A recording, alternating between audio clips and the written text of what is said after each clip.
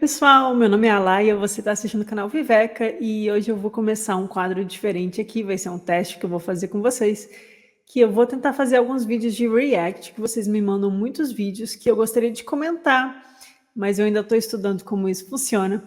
Então hoje eu peguei um vídeo de um canal de um amigo meu, Guilherme Romano, que estuda Kriya Yoga e a Vedanta, e às vezes ele traz uns temas que eu me identifico bastante, então vai ser um react provavelmente positivo aqui, vamos ver o que ele diz. E eu vou assistir aqui uns pedaços do vídeo dele sobre se dá para viver de luz. E eu não assisti ainda, estou deixando para assistir com vocês. Bom, vamos ver se isso funciona. Tá aqui o vídeo dele. É um assunto que nos meus tempos de 20 aninhos eu discutia muito no Orkut. Então vamos ver o que o Guilherme tem para dizer. No mesmo feriado de Ano Novo, veja bem, me falou assim: o que você acha de viver de luz? E aí eu fiquei assim. Veja lá, gente. Gente, esse assunto, ele também me irritava muito quando eu era mais jovem, tinha uns 20 anos. Eu tinha muitas conhecidas que falavam: ai, mas eu fiz o processo de 21 dias, eu acho que dá para viver de luz. Ai, porque eu li o livro do... Como é que era o nome dele? Um desses nomes que o pessoal inventa aí de mestre ascenso e tal. É um menino, não sei, daqui do Brasil. Desculpa aí, espero que você tenha mudado.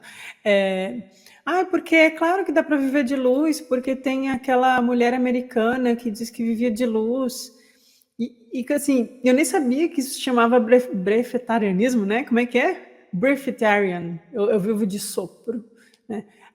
E as pessoas usam isso para se sentir superiores às outras. É pura vaidade e não tem a menor fundamentação na biologia, na fisiologia humana. Assim, a gente não pode ignorar que a gente está no corpo humano, a gente está no corpo físico, e esse corpo físico é regido por leis da natureza, e essas leis têm uma harmonia em si, elas têm um propósito de existir, né?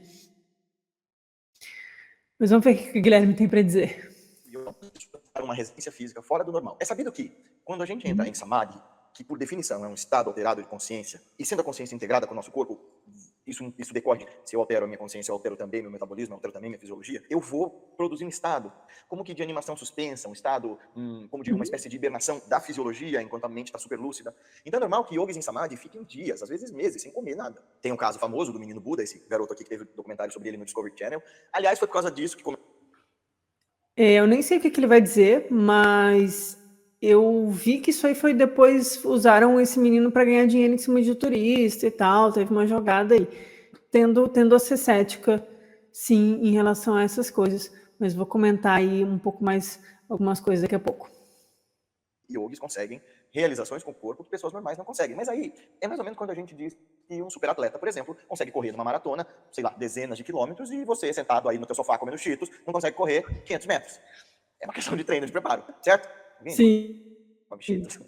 Então, no documentário... E não quer dizer que é impossível alguém tocar uma composição de Chopin ou, sei lá... Não é impossível, a gente tem até crianças que a gente vê fazendo coisas incríveis, né? Seja correr uma maratona, seja tocar uma composição muito complexa num instrumento musical, seja ter uma capacidade assim, acima da média, tem aí um QI mais alto, tem uma superdotação, né? Existem questões que são questões de prática e de treino, mas isso, ter aí um corpo capaz de muita coisa, não é contradizer a própria natureza, né? Então, vamos seguir. Pequeno Buda, fala-se que ele ficou dias sem comer, todo mundo, meu Deus, será que ele tá bem, será que ele não tá bem? Depois, eu não acho, para começo de conversa, eu não acho que ele seja o próximo Buda, coisa nenhuma, mas ele era um piloto promissor. No final do documentário ele some, o que você sabe é que os monges que estavam cuidando dele levam ele para longe dali, porque ele estava virando uma parada sensacionalista, e os monges estavam vendo que estavam prejudicando as práticas dele. Ele volta no depois como um guru, não sei exatamente o que ele ensina, quando eu parei para ouvir, uma das coisas que ele ensinava era budismo, basicamente. E outra, tá ensinando em cima de quê? De um sensacionalismo, porque isso eu sempre aprendi, né?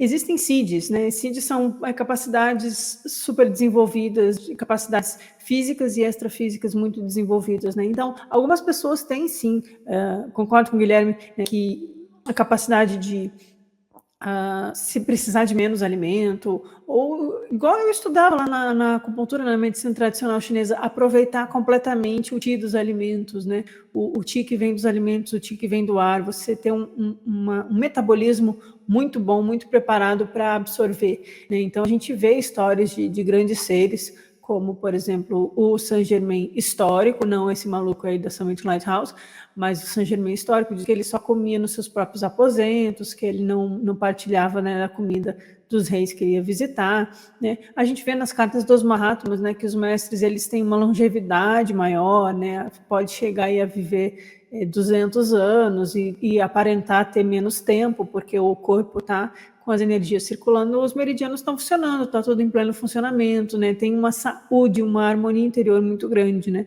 Quem pratica meditação tem durante a meditação o seu corpo fica como se fosse dormindo, né? O seu metabolismo diminui, o seu coração bate mais devagar, você gasta menos, você tem aí uma recuperação, sim, isso é verdade. Então, as práticas espirituais avançadas, a prática da meditação, em uma condição de vida saudável, energética e espiritual, propicia você ter um organismo mais saudável e que precise de menos alimento ou que selecione melhor os nutrientes dos alimentos. Isso eu concordo. O que não significa você ficar em jejum absoluto. Você pode até aguentar aí mais tempo em jejum, se precisar, mas que isso não seja por motivo de vaidade, motivo de exibicionismo, motivo de querer se mostrar, porque não necessariamente a pessoa ter CIDs, ter poderes ou capacidades suprafísicas, etc., corresponde a ela ter um grau de desenvolvimento espiritual elevado, né? Porque é possível você desenvolver aí algumas capacidades e você ser uma pessoa egoísta, uma pessoa totalmente autocentrada que está fazendo aquilo para se aparecer mais, para ter poder sobre os outros, para nutrir a sua vaidade, seu narcisismo, seu ego. Então, quando surge assim um culto em torno de pessoas porque ela tem algum superpoder, eu acho muito temeroso isso, e eu acho que o mais importante é o ensinamento que essa pessoa está trazendo e se ele traz alguma transformação das outras pessoas, né? Porque eu tiro relógios de ouro aqui da minha manga, né? Na verdade é truque barato isso, mas eu pego cinzas e jogo para as pessoas porque eu materializo cinzas, né? Eu cuspi uma bola de ouro porque eu escondi ela no meu lenço de papel e fingi que ela estava vindo de dentro de mim, uma materialização. Lá, você não acredita em materialização? Acredito. Acredito que algumas pessoas são capazes de moldar ou lidar com a matéria sutil e a matéria física, de forma a conseguir trazer para a realidade coisas a partir do exercício de sua vontade e da organização material sutil, colocando assim de alguma forma. Acredito até. Mas, por exemplo, quando lá na história da sociedade teosófica ficam pedindo para Blavatsky fazer sons e batidas e materializar coisas, tem uma hora que ela fala assim, chega disso, gente, né? Porque ela vai mostrar isso no intuito de mostrar para os espiritualistas americanos da época dela de que não precisa de um espírito do além fazer alguma coisa, né? Que o poder do ser humano, ele parte de dentro de nós mesmos. Então, qualquer pessoa que tenha aí algum desenvolvimento é capaz de manifestar esses poderes, esses CIDs, esses fenômenos, porque, na verdade, nós somos a própria natureza divina, né? Então, a gente não precisa ficar invocando os mortos, incorporando e essas coisas tudo. E era por isso que ela mostrava. Mas um dia ela falou assim, eu estou de saco cheio disso, porque o que eu queria era ensinar filosofia esotérica. Se eu pudesse, eu seria apenas uma pessoa ensinando filosofia esotérica. Mas para fazer as pessoas se voltarem para essa possibilidade de que, olha, talvez você tenha que fazer um mergulho interior e não ficar buscando fora, ela foi tentar demonstrar isso para as pessoas. Depois parece até que se aprende um pouco, né, de como as coisas foram. Então, no caso desse menino aí na Índia, né, o grande poder dele é ficar muitos dias em jejum, mas que mais, né? Eu acho muito esquisito, mas quando ficam só colocando no trono e tal, assim, por causa de CIDs, você ser um feiticeiro não quer dizer que você é um mestre espiritual. É isso que eu quero dizer. Toda essa história de respiracionismo, breatharianism, né? Faz a gente ficar pensando, meu Deus, dá pra gente viver de luz? Não, não dá. O que eu penso sobre isso é, se esses yogis forem autênticos, e sim, sendo um devoto da tradição dos yogis, eu coloco um grande se sobre essas questões, porque eu acho que existem leis universais sobre as quais a gente está atado neste mundo que são inexoráveis, que são insuperáveis para nos manter dos seres, inclusive essa crença yogi, que este corpo é um bandha, é uma prisão, é uma trava, e esse bandha é técnicas como respirar, como coração bater, como comer, como dormir.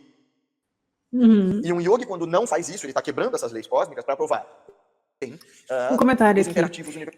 Eu acho um desrespeito, se você acredita em Deus, num Deus criador, com Deus, ou com a natureza, ou com essas leis cósmicas, eu acho um desrespeito esse papo de viver de luz, porque a natureza não ia nos dotar de boca capaz de digerir o amido direto na saliva, e de dentes para mastigar, e de esôfago, e de estômago, e de pâncreas para secretar insulina, e o fígado, e a bile da vesícula biliar, e os intestinos que absorvem alguns nutrientes e tal.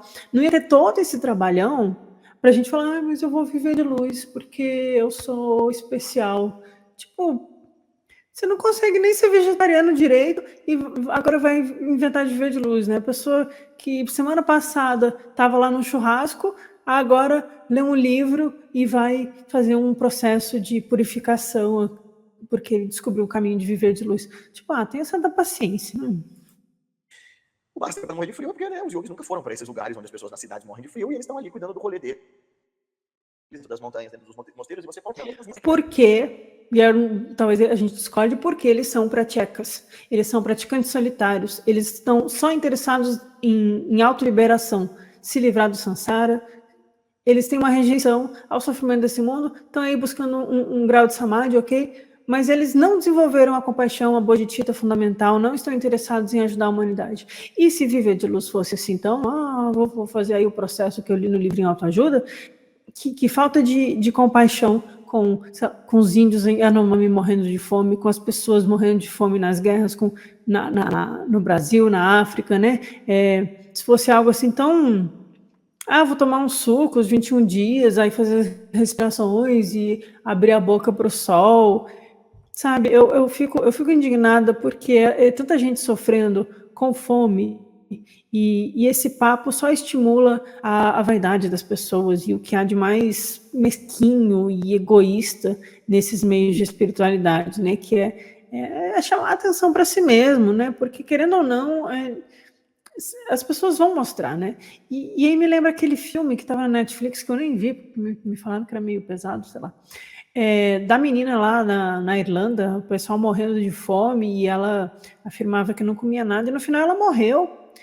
Ficavam observando ela, que nem fazem aí com os indianos, para ver se não vai comer mesmo, mas com pouca alimentação você pode viver muitos anos subnutrido, com desnutrição, mas você precisa de uma alimentação de qualidade, inclusive para o seu corpo funcionar melhor, para o seu cérebro funcionar melhor e para você ser útil para a humanidade. Tipo, qual a sua utilidade além de ficar sentado embaixo de uma árvore mostrando para todo mundo que você vive de luz, né? Qual é a sua utilidade? O que você está fazendo de bom para a humanidade? Fazendo passe na cabeça das pessoas e posando aí de grande yogi, grande... né? Me irrita bastante, sim. Porque não é assim que funciona, né? Lógicas não são para resolver problemas práticos na nossa vida prática. Então qual é o sentido de um yogi aprender a superar o frio cortante dos Himalaias, como é o caso dos yogis tibetanos fazendo tumo? Isso aqui, ó. Porque todo o esforço dos yogis é para superar a vida ordinária. É para superar os limites do corpo e da mente, esses bandhas, essas travas que nos permeiam e nos prendem as leis cósmicas. Nos prendem. E aí muita gente entra nessa de, eu vou superar as minhas travas, vou superar as minhas dificuldades, e aí se emaranha em outra trava, né? Que é a vaidade, que é a autoglorificação pessoal, ou a busca por poderes, e achar que vida espiritual é isso. Não entendi. Afinal, vive-se ou não de luz? Nós, seres humanos comuns, não. Eu não sei essa questão do número de batimentos, mas é fato que grandes seres, Mahatmas, seres iluminados, eles fazem práticas de retiro, inclusive nas cartas para Sinit a gente encontra menções a isso, de um retiro de vários dias, que um dos mestres vai e fica em estado meditativo por vários dias, e ele tem que ser, o corpo fica aí num lugar protegido e tal, ele tem que ser cuidado. né? Mas ele está em uma prática avançada, em uma prática de yoga avançada, em outros estados de consciência. Isso é possível, mas isso não é uma coisa que a gente fica fazendo alarde e nem uma coisa que a gente vai aí num programa de TV para contar para todo mundo que vive de luz. Não é o caso do Guilherme, né? Eu já vi gente fazendo isso. Tudo. E é tão verdade que o próprio yoga não está preocupado em contradizer essa lei universal que o Veda, né? Então, os 4 Vedas lá, o próprio Veda, que é a escritura fundante da tradição indiana, vai dizer que tudo é comida, comendo comida o tempo todo. Isto é uma realização. Eu me nutro das coisas do mundo, o mundo vai se nutrir eventualmente de mim, existem micro-organismos se nutrindo de mim, então... É bacana o vídeo do Guilherme, né? A questão é, seja saudável, busque uma vida harmônica, uma vida equilibrada, faça boas escolhas na sua alimentação, né? A própria tradição indiana vai falar das 3 gunas, né? Os 3 tipos de natureza, né? Tamas, Rajas e Sattva.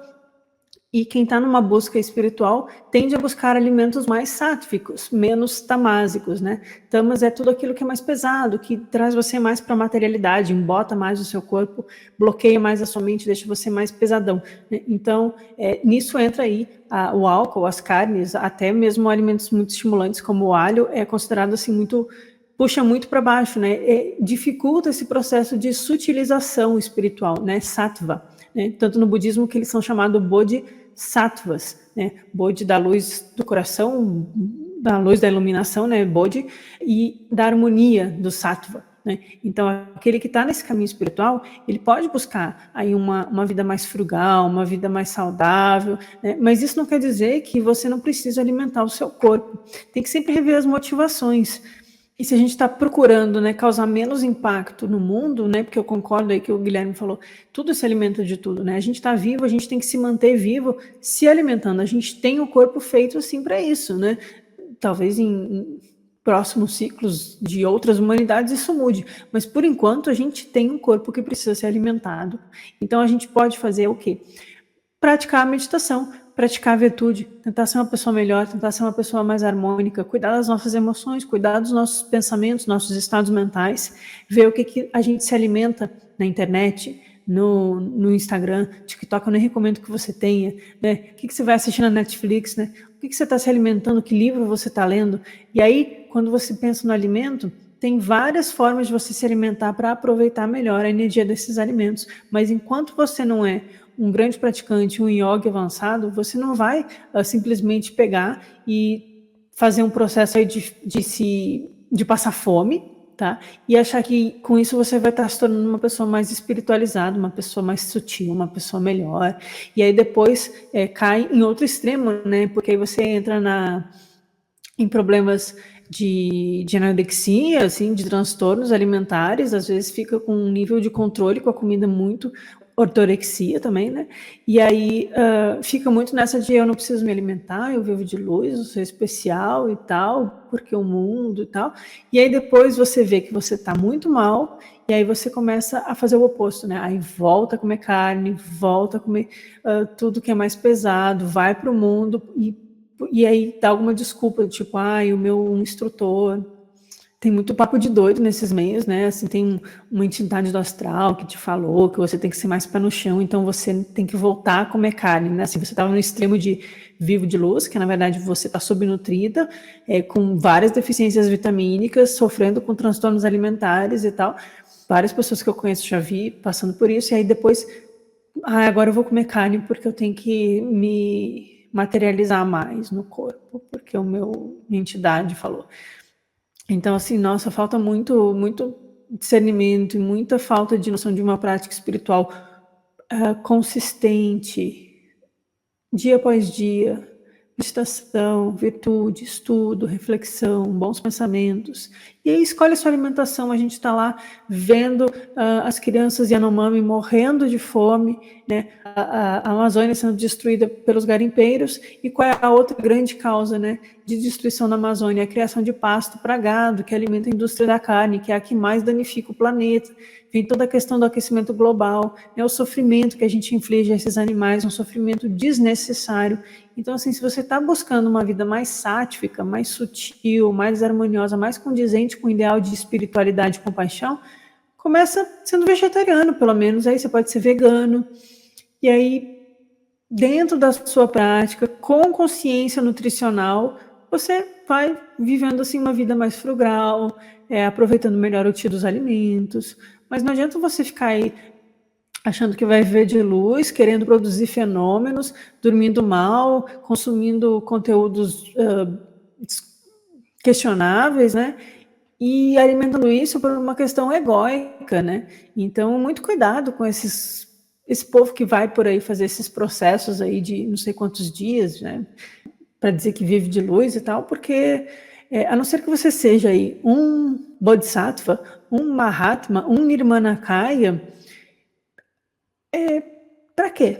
Né? Para quê? E mesmo esses grandes instrutores, esses grandes yogis da humanidade, se não é por exibicionismo de praticantes solitários, se são realmente mestres, eles fazem isso com muita consciência, com muito cuidado e realmente sabem o que estão fazendo. Não é assim porque fizeram um curso e saem falando por aí que vivem de luz, né? Então, bom, tá aí o meu primeiro react, foi de um vídeo do Guilherme, aí vocês acompanham o canal dele, que eu vou deixar aqui na descrição. A gente concorda em muitas coisas, né? Muitas vezes, eu queria fazer um react positivo aí para teste, pela primeira vez. O que você acha aí? O que você já viu desse negócio de viver de luz? Para que o seu estômago produz enzimas digestivas e você tem mecanismos de saciedade e fome no seu cérebro, né? Se fosse para a gente simplesmente dizer, eu não preciso de alimentos, eu sou um ser de pura luz espiritual, como diz aí o Guilherme, um alecrim dourado que nasceu no campo, né? Tenha dó. É isso.